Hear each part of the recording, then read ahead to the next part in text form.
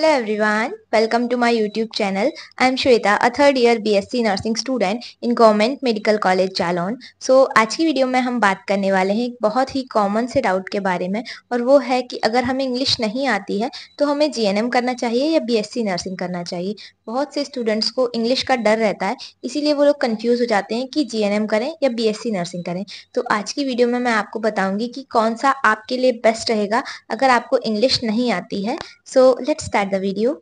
आप सबसे पहले ये समझो कि इंग्लिश एक सब्जेक्ट नहीं है, इंग्लिश एक लैंग्वेज है और आप इसको सीख सकते हो। और नर्सिंग का असली फोकस ये नहीं है कि आपको इंग्लिश कितनी आती है, यहाँ पे आपकी देखी जाती है क्लिनिकल स्किल, मेडिकल नॉलेज और आपकी पेशेंट केयर एबिलिटीज, ना कि ये कि आपको इंग्लिश आती है या नहीं आती है। देखो, बीएससी नर्सिंग और जीएनएम दोनों का सिलेबस मेनली इंग्लिश में होता है, बट इसका मतलब ये नहीं है कि अगर आपकी इंग्लिश वीक है तो आप नर्सिंग में एक सक्सेसफुल करियर नहीं बना सकते। आप इंग्लिश सीख सकते हो धीरे धीरे। कॉलेज में जब आप एंटर करते हो तो आपको वैसा एनवायरनमेंट मिलता है जहाँ पे आप धीरे धीरे करके अपनी इंग्लिश को इम्प्रूव कर सकते हो। वो लोग भी एकदम आपसे फ्लुएंटली इंग्लिश नहीं बुलवाने लगते। स्टार्टिंग में वो थोड़ा टाइम देते हैं आपको माहौल में एडजस्ट होने के लिए। और जब आप देखते हो अपने आसपास इतना ज्यादा इंग्लिश लैंग्वेज यूज हो रहा है, आप अपने डेली सब्जेक्ट्स में भी इंग्लिश को यूज कर रहे हो, पढ़ भी रहे हो, लिख भी रहे हो, तो कहीं ना कहीं आपका इंग्लिश भी धीरे धीरे इम्प्रूव होगा। और अगर आप खुद से एफर्ट लगाओगे तो बिल्कुल जरूर इम्प्रूव हो जाएगा आपका। ठीक है, तो अब हम समझते हैं कि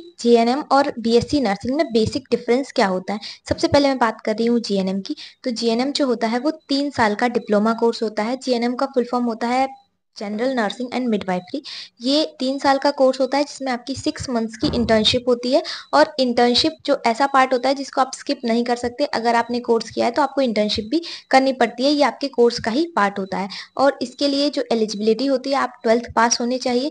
आप किसी भी मतलब स्ट्रीम से हैं, अगर आप आर्ट से हैं तब भी आप, मैथ से हैं या फिर बायो से हैं तब भी आप जीएनएम कर सकते हैं। ठीक है, उसके बाद अगर हम इसमें करियर स्कोप की बात करें तो जीएनएम करने के बाद आप स्टाफ नर्स, नर्सिंग ऑफिसर या फिर सीएचओ या फिर नर्सिंग ट्यूटर, और उसके अलावा आप अब्रॉड में भी जा सकते हैं। उसके लिए भी अलग अलग एग्जाम होते हैं। तो अब अगर मैं बात करूं बीएससी नर्सिंग की, तो बीएससी नर्सिंग आपका 4 साल का डिग्री कोर्स है।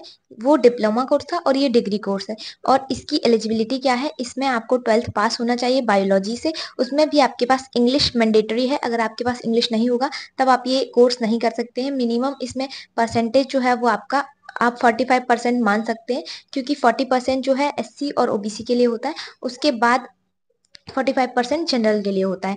ये मैं आपका 12th का परसेंटेज बता रही हूँ। ठीक है, तो अगर आपकी इतनी आपके पास क्वालिफिकेशन है तो आप बीएससी नर्सिंग कर सकते हैं। उसके बाद अगर इसमें करियर स्कोप की बात करी जाए तो यहाँ पे भी आप staff nurse, nursing officer, nursing tutor, public health nurse, और किसी भी फील्ड में अगर आप स्पेशलिटी कर लेते हो जैसे साइकेट्रिक नर्स, तो वो सारे आप बन सकते हो। उसके अलावा आप अब्रॉड में भी जा सकते हो। लाइक जो एग्जाम होते हैं अब्रॉड के लिए उनको क्लियर करके आप जा सकते हो। ठीक है, तो ये हो गया स्कोप। अब आप बोलोगे कि हमारी इंग्लिश वीक है तो हमें कौन सा कोर्स करना चाहिए। देखो, अगर आपकी इंग्लिश वीक है तो इसका मतलब ये नहीं है, मैं फिर से बोल रही हूँ कि आप बीएससी नर्सिंग या जीएनएम नहीं कर सकते। आप कर सकते हो। कॉलेज इन्वायरमेंट में आपको एक्सपोजर मिलेगा अच्छा खासा इंग्लिश का। आप अपने नोट्स भी इंग्लिश और हिंदी दोनों में बना सकते हो, क्योंकि वो आपको ही पढ़ने हैं।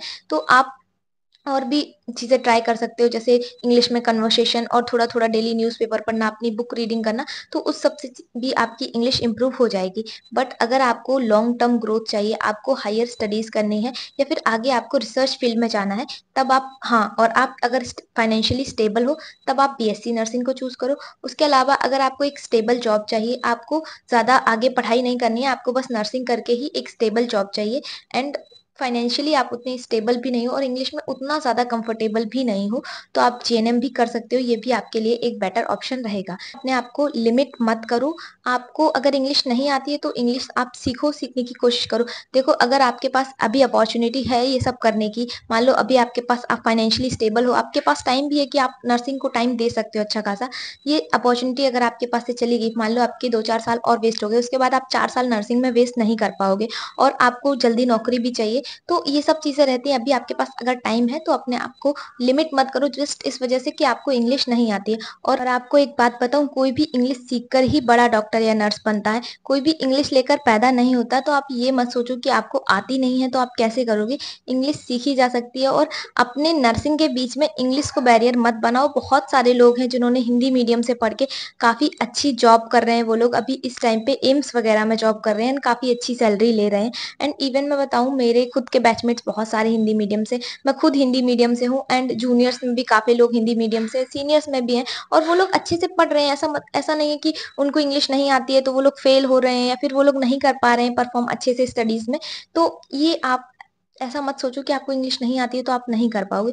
आप कोशिश करो, आपसे हो जाएगा। एंड अगर आपको कोई भी दिक्कत आती है इंग्लिश में तो आप लोग मुझे बता सकते हो। मेरे से जितना हो पाएगा मैं आपकी ज़रूर हेल्प करूँगी। कि वीडियो के लिए इतना ही है। आई होप आपको समझ में आ गया होगा जो भी मैंने इस वीडियो में एक्सप्लेन किया है। अगर आपको किसी भी चीज़ में डाउट है जो मैंने इस वीडियो में बताया है तो आप लोग कमेंट बॉक्स में पूछ सकते हो। एंड अगर आपको ये वीडियो थोड़ा-सा भी हेल्पफुल लगा हो तो प्लीज़ वीडियो को लाइक, चैनल को सब्सक्राइब कर देना। एंड हाँ, अगर आपको लगता है कि किसी को इस वीडियो की ज़रूरत है तो आप इसको शेयर भी कर सकते हो। बाकी आपको किसी भी टॉपिक में डाउट है तो आप लोग पूछ सकते हो कमेंट बॉक्स में। मिलते हैं नेक्स्ट वीडियो में। Bye bye.